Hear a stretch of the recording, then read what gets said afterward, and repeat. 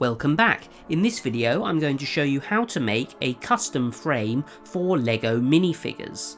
So the first thing I did was go to a shop called Hobbycraft, which is as it sounds, a shop for crafts, and I bought this deep box frame, which is also known as a memory frame.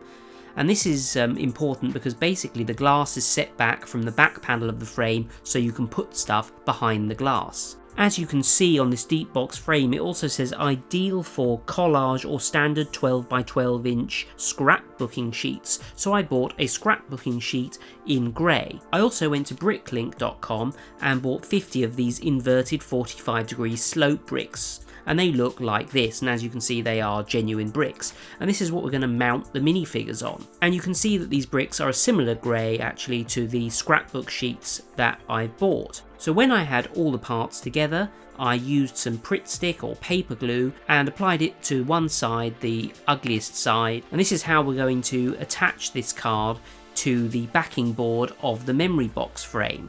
So here you can see me laying it on, and then I just apply even pressure all over the card to attach it. Now we need to attach the Lego bricks to this card. Now I'm going to use the same paper glue. They're not going to stick really strongly, but it's just going to be enough to hold them in place. So here I'm placing the Lego brick with the minifigure on it, because otherwise if you try and attach the minifigure afterwards you'll knock the brick off. And this is just enough to keep it secure. And here you can see I've put all the bricks around the edge. Now I didn't use a ruler, I've kind of done this by eye, and if you want better results I would definitely use a ruler and mark on the points where you're going to stick these bricks. And here you can see all of the minifigures glued into place, and they already look pretty good, and we haven't even put the frame together yet. And now we're going to do the hardest bit, which is to put the completed frame together. We'll move it into place and then try and lower the glass frame onto the minifigures. Now there are some little lugs at the side of the frame which you have to sort of get underneath this backing board, and that was a little bit complicated, but I just about managed it. And when I did manage to get it connected, one of the minifigures became unattached from the backing board. I would recommend that you use a slightly stronger glue than Pritt stick, or maybe even something like blue or black tack might work. So then I had to take the frame off and just re-glue the couple of minifigures that had become unattached. I also noticed that the hat of one of the minifigures was slightly too big to fit in this frame, so I would recommend that you don't use incredibly bulky minifigures in this box frame, or just make sure that you get a box frame that is deep enough for the minifigures you want to put in it. So after re-gluing these couple of minifigures, I was able to put the frame together properly, and now I'm just going to give the glass a little bit of a clean so that it's nice and shiny for when we display this on the wall.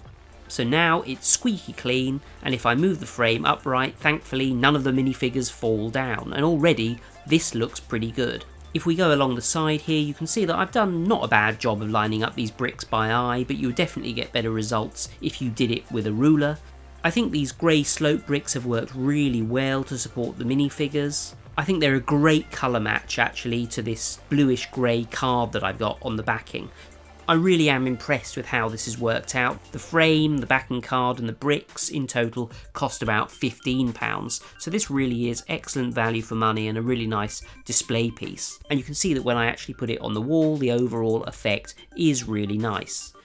As I said, I would maybe make sure that your minifigures definitely fit inside the box frame, and I would also use a ruler to line up the bricks and maybe a slightly stronger adhesive to stick the bricks to the backing paper.